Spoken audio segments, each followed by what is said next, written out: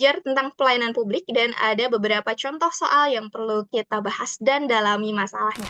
Nah, ada hal-hal yang perlu kita ketahui dulu, teman-teman. Pelayanan publik tadi sudah dijelaskan ya, salah satu kategori soal yang berkaitan dengan masyarakat, mementingkan kepentingan umum, dan pastinya memberikan pelayanan maksimal dalam berbagai aspek ataupun bidang yang kita kerjakan. Salah satu hal yang perlu kita perhatikan juga nih, pelayanan publik ini juga berkaitan dengan profesionalisme. Jadi, dalam mengerjakan soalnya untuk mendapat jawaban yang tepat, teman-teman pastikan memahami bahwa yang kita kerjakan sesuai SOP ataupun aturan. Dan tentunya kita juga harus punya sikap yang ramah, punya ekspresi yang baik untuk menyambut masyarakat, dan kita harus punya dedikasi yang tinggi dalam mengerjakan pekerjaan kita, dan harus punya sikap yang profesional, kompeten, dan juga amanah tentunya dalam melayani masyarakat, proaktif dan responsif terhadap masalah yang terjadi dalam pelayanan publik ataupun saat kita menerima kritik dan saran dari masyarakat. Lalu, melayani dengan tepat sasaran. Jangan sampai target kita justru salah sasaran. Contohnya ketika kita melayani pemberian bantuan sosial pada masyarakat, tapi justru yang menerima bukan yang haknya. Nah, itu adalah salah satu contoh supaya kita melayani tepat sasaran. Yang selanjutnya adalah meningkatkan efektivitas pelayanan. Jangan sampai kita hanya melayani dalam satu step saja dan tidak pernah ada perbaikan atau perubahan yang lebih baik lagi. Jadi harus selalu bisa mengembangkan pelayanan tersebut ke arah yang mumpuni dan tentunya memuaskan masyarakat. Tadi, yang sudah saya katakan, menerima kritik dan saran masyarakat karena dalam pelayanan publik, yang berhubungan dengan masyarakat langsung, kita pastinya akan sering menerima kritik dan saran untuk perbaikan. Nah, teman-teman, mungkin hal tersebut dapat kita pahami dengan baik ya, karena akan sering sekali ditemui pelayanan bukan hanya diri kita yang melayani, tapi mungkin kita akan mendapat kesempatan dilayani oleh orang lain.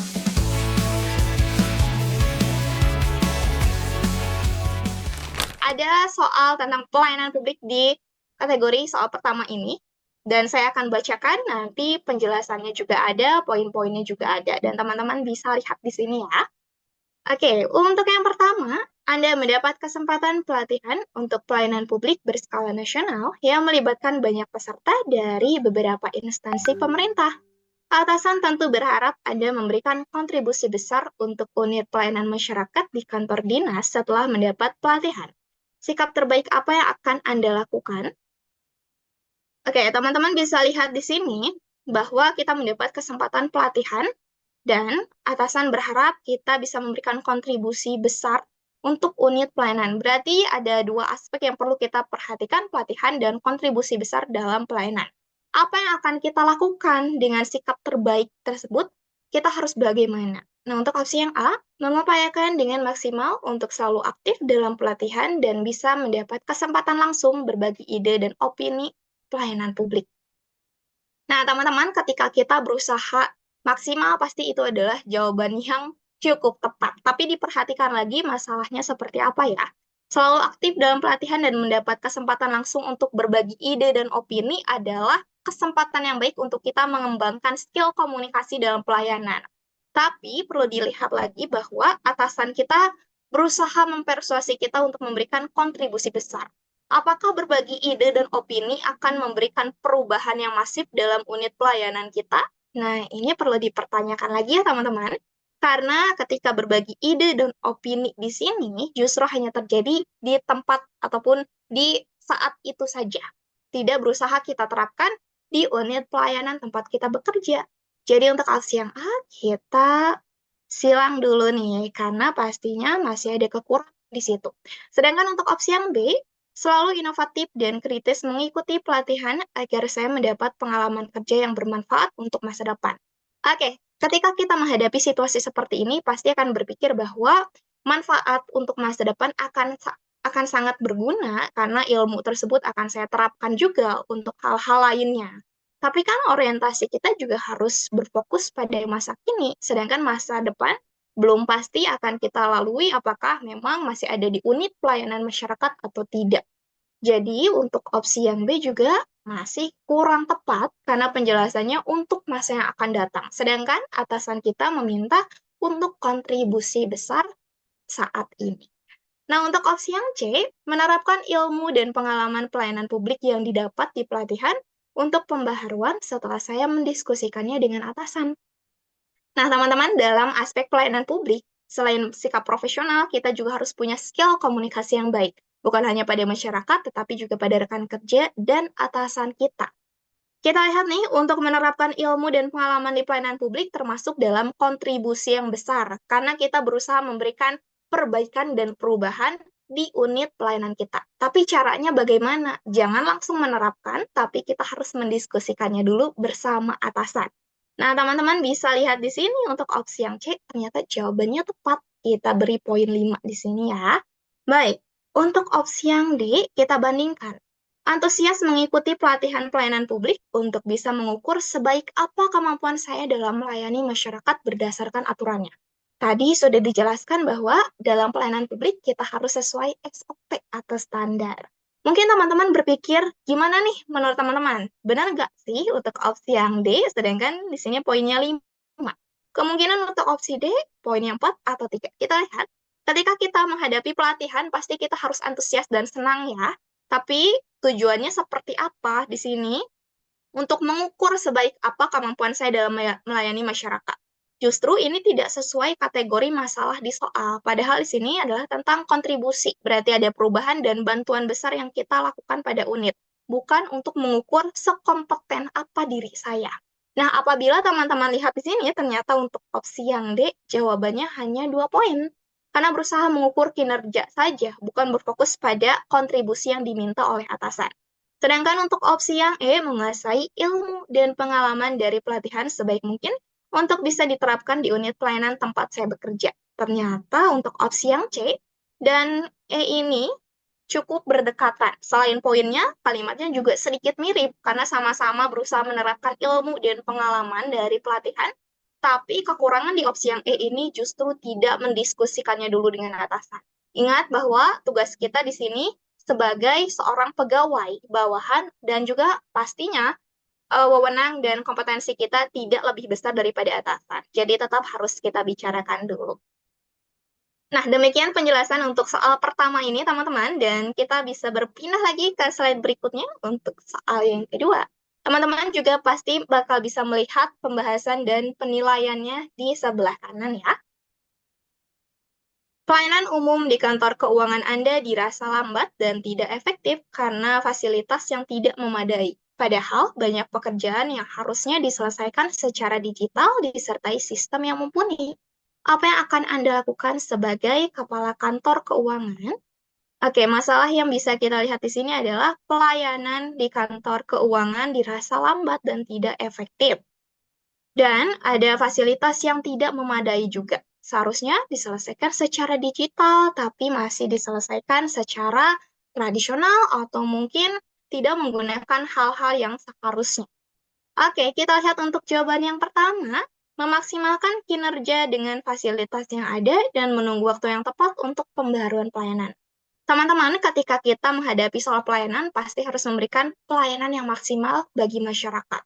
Apabila dirasa lambat dan tidak efektif, pastinya tidak bisa dimaksimalkan.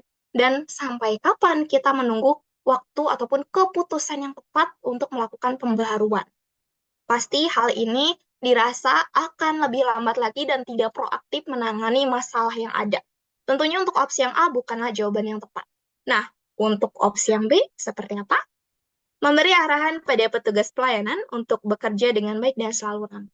Tadi salah satu atau mungkin salah dua aspek yang perlu kita perhatikan dalam pelayanan adalah bekerja dengan baik dan ramah.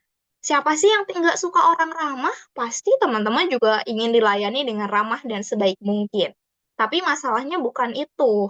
Kalau misalkan masalahnya tentang pegawai, pasti opsi yang B bisa menjadi jawaban yang tepat. Tapi di sini adalah tentang lambatnya pelayanan yang dirasa tidak efektif dan fasilitas yang tidak menunjang pekerjaan. Jadi untuk opsi yang C bukanlah jawaban yang tepat karena tidak relevan dengan masalah yang ada di soal. Sedangkan untuk opsi D, mengadakan rapat kerja, membahas kendala pelayanan, dan mengambil keputusan pembaharuan fasilitas.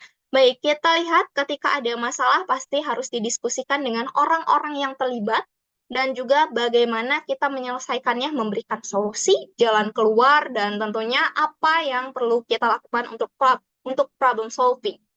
Jadi, ketika mengadakan rapat, ada tujuannya, yaitu untuk membahas kendala pelayanan dan kita mengambil pembaharuan fasilitas demi menunjang kebutuhan petugas dan masyarakat saat melakukan pelayanan. Untuk opsi yang D adalah jawaban yang paling tepat dengan poin 5, karena kita sigap dan melakukan tindakan yang tepat untuk perbaikan.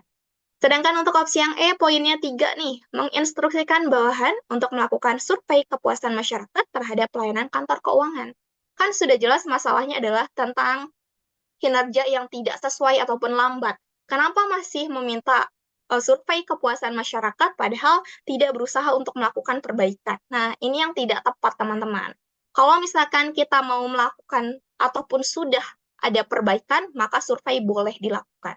Seperti itu. Baik, kita akan move on lagi ke slide berikutnya, masih tentang soal pelayanan publik. Pasca gempa di kota A, pihak Pemda ikut bekerja sama dengan Dinas Sosial menyalurkan bantuan dan bertindak cepat menangani masalah pengungsi. Sebagian pengungsi ada yang terlantar dan kehilangan keluarga akibat tertimpa reruntuhan. Belum ada yang menangani masalah ini karena bantuan logistik lebih diutamakan. Apa yang akan Anda lakukan sebagai salah satu penanggung jawab? Baik, kita bekerja sama dengan pihak Pemda untuk memberikan bantuan kepada korban ataupun masyarakat yang terkena dampak dari pasca gempa. Dan ada juga masalah tentang orang-orang yang terlantar dan kehilangan keluarganya. Berarti kan belum ditemukan dan belum ada tindakan untuk memberikan bantuan. Harus seperti apa, teman-teman? Ada kalanya dalam pelayanan publik kita harus bisa proaktif dan punya inisiatif yang bagus melakukan ataupun memberikan tindakan bantuan kepada masyarakat. Bisa kita lihat untuk opsi yang A, membuka pos informasi darurat untuk mencatat korban hilang dan mengumpulkan informasi orang-orang untuk segera ditemukan saat tim SAR tiba. Baik, bisa dilihat ya bahwa ada keluarga ataupun kerabat yang hilang dan mungkin tertimpa reruntuhan sedangkan belum ada bantuan sama sekali.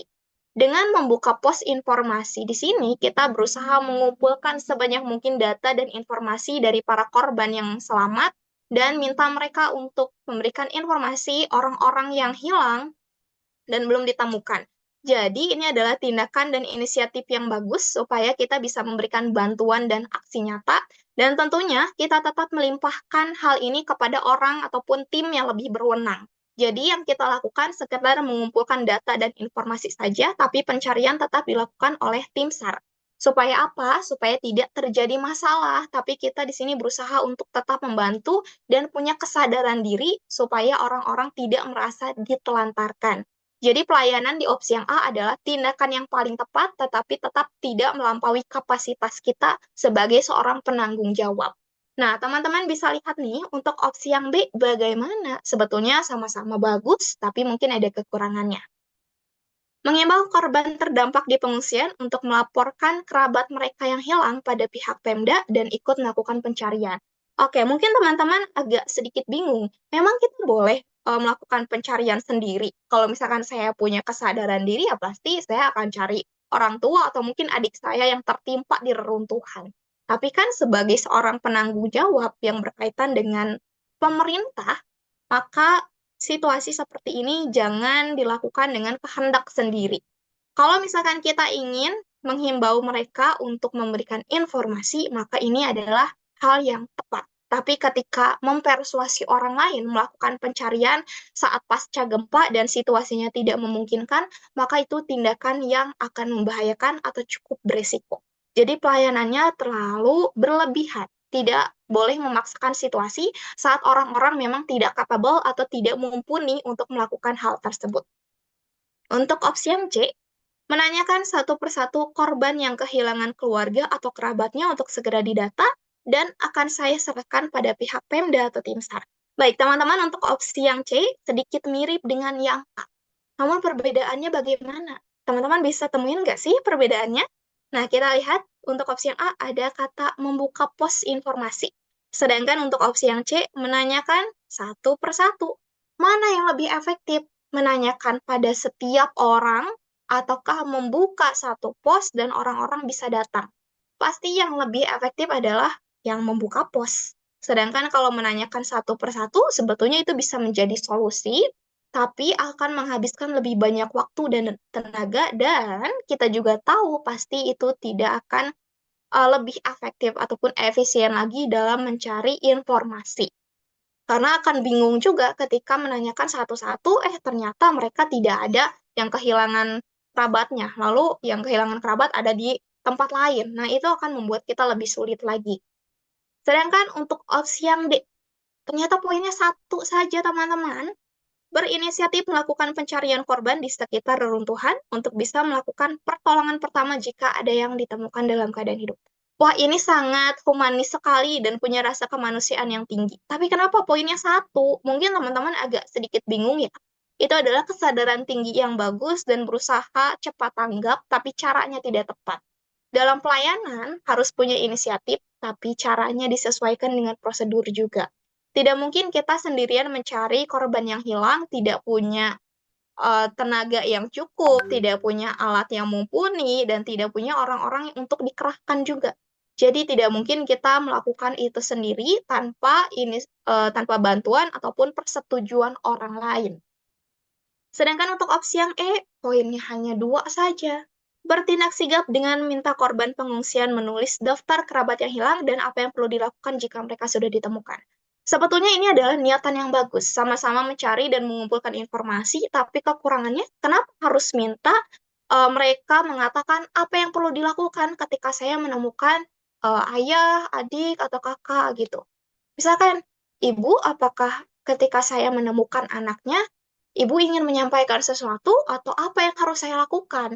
Nah, dalam tindakan seperti ini, situasinya genting, seharusnya tidak perlu bertanya, tapi kita harus cepat tanggap melakukan pertolongan pertama. Nanti, ketika bertanya hal seperti ini, justru akan menimbulkan banyak tuntutan. Saya ingin anak atau adik saya seperti ini, seperti ini. Sedangkan situasinya tidak memungkinkan. Oleh sebab itu, untuk opsi yang poinnya hanya dua saja. Baik, teman-teman, kita akan pindah lagi ke slide berikutnya, masih tentang contoh pelayanan publik. Yuk, kita baca sama-sama. Oke, Anda bekerja di kantor imigrasi yang melayani pengurusan paspor dan lainnya. Lalu, ada seorang pria bersama 5 orang rekannya ingin membuat paspor kolektif untuk 20 orang. Tapi data permohonan paspor tidak lengkap dan nampaknya mereka juga bingung soal cara mengurusnya. Apa yang akan Anda lakukan? Apabila teman-teman pernah menghadapi situasi ini, pastinya paham bahwa pengurusan paspor kolektif sebetulnya bisa didatangi oleh petugas imigrasi sendiri ke tempat kita. Namun, bagaimana jika kita tidak pernah tahu hal ini, tapi harus mendapatkan jawaban yang tepat? Nah, kita lihat untuk jawaban di opsi yang A, memeriksa data yang ada dulu untuk selanjutnya memberi penjelasan kelengkapan data bagi pemohon paspor kolektif. Bisa dilihat bahwa di soal sudah dijelaskan ya, pria bersama temannya tersebut tidak membawa data permohonan yang lengkap dan ini pastinya tidak bisa dilakukan segera karena syarat dan ketentuan berlaku di sini, teman-teman. Lalu, bagaimana cara kita melayaninya? Apabila memeriksa data yang ada dulu, sebetulnya tidak apa-apa. Tapi kita lihat lagi di sini, hanya memberikan penjelasan tentang kelengkapan data bagi pemohon paspor kolektif, tapi untuk tindakan selanjutnya justru tidak dijelaskan. Jadi untuk opsi yang A, teman-teman, kita silang dulu ya, bandingkan dengan jawaban yang lain. Memberitahu pria tersebut soal data yang kurang dan baiknya mengurus e-paspor supaya lebih efektif dan bisa digunakan melalui perangkat elektronik. Ketika kita ada di zaman yang serba modern dan juga canggih, pasti e-paspor ini akan sangat berguna. Tapi apakah pelayanan yang diberikan justru sesuai keadaan? Padahal mereka ingin membuat paspor untuk 20 orang secara kolektif. Kalau misalkan kita hanya memberikan saran untuk mengurus e-paspor, sebetulnya semua orang juga bisa mengurus hal tersebut, asalkan sudah membaca ketentuannya dulu. Tapi kalau untuk 20 orang justru akan sedikit merepotkan, teman-teman.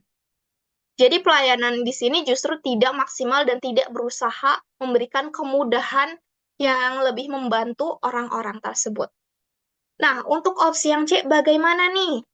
Menyarankannya untuk mendaftar antrian pembuatan paspor secara online dan mengurus administrasinya sesuai syarat dan ketentuan.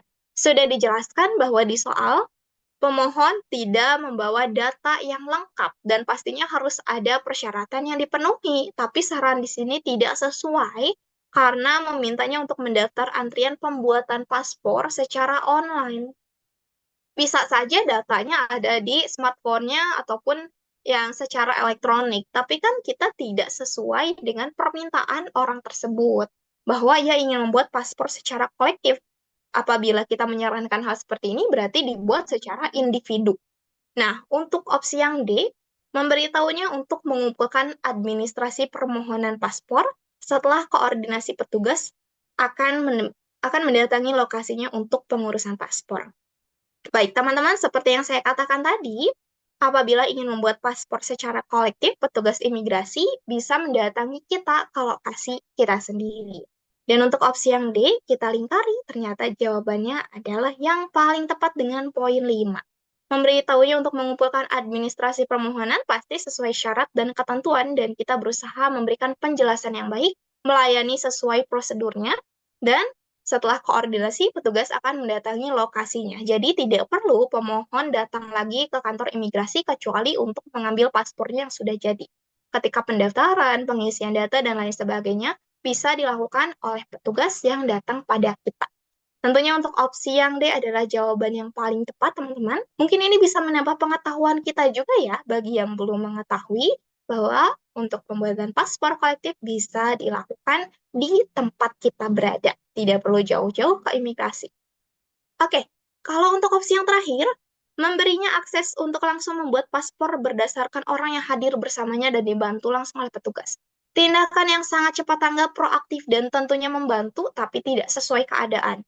Ini pasti melanggar prosedur. Syarat dan ketentuannya saja tidak lengkap. Bagaimana cara kita menyarankannya untuk mendaftar paspor? Tidak boleh dilakukan seperti itu, karena pasti pelayanannya tidak akan sesuai. Baik, kita pindah lagi ke slide berikutnya ya. Oke, para penumpang pesawat mendatangi petugas maskapai dengan sangat marah. Hal ini disebabkan karena bagasi mereka, koper barang, dan lain-lain tidak diangkut di pesawat yang sama, dan kurangnya informasi membuat penumpang khawatir barang mereka tidak akan sampai ke tangan pemiliknya. Apa yang akan Anda lakukan?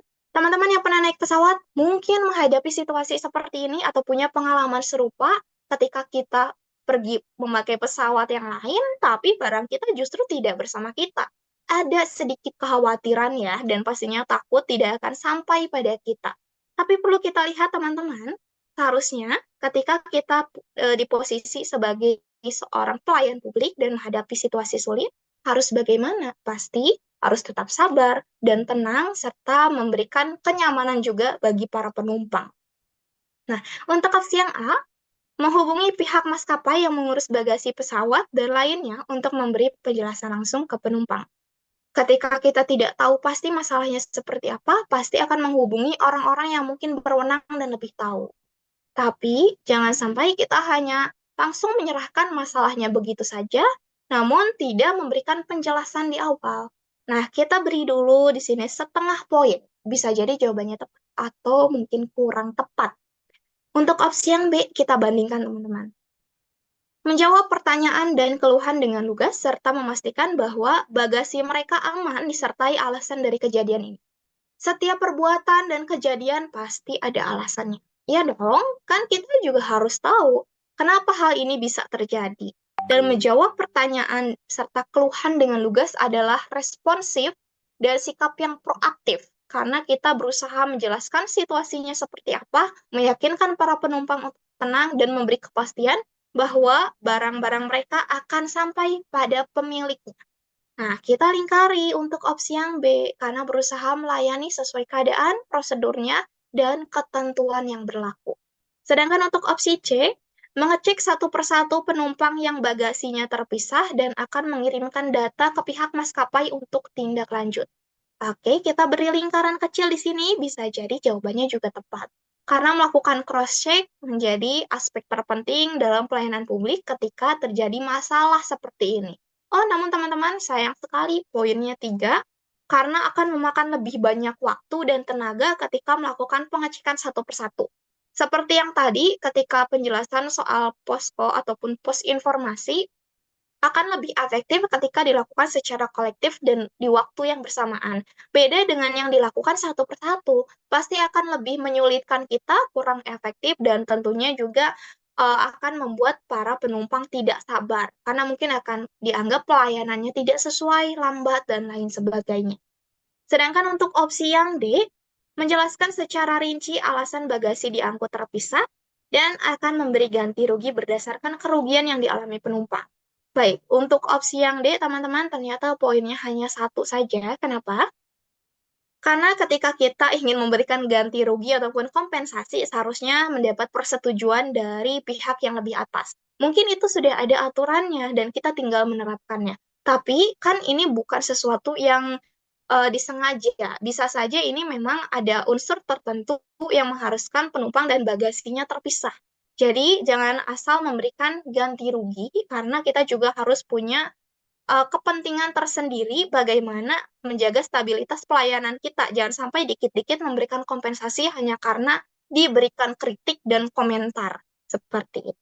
Lalu untuk opsi terakhir, mengarahkan penumpang untuk tetap berada dekat petugas maskapai sampai bagasi mereka tiba dan mengajukan keluhan customer service. Mungkin ini lebih memberikan kepastian. Tidak apa-apa, kalian tunggu dulu di sini bersama petugas dan kami pastikan barang kalian akan sampai ke pemiliknya masing-masing. Tapi kan tidak memberikan penjelasan dan alasan yang jelas, sedangkan hanya minta mereka menunggu saja pasti akan membuat mereka tidak sabar dan mungkin bertanya-tanya juga.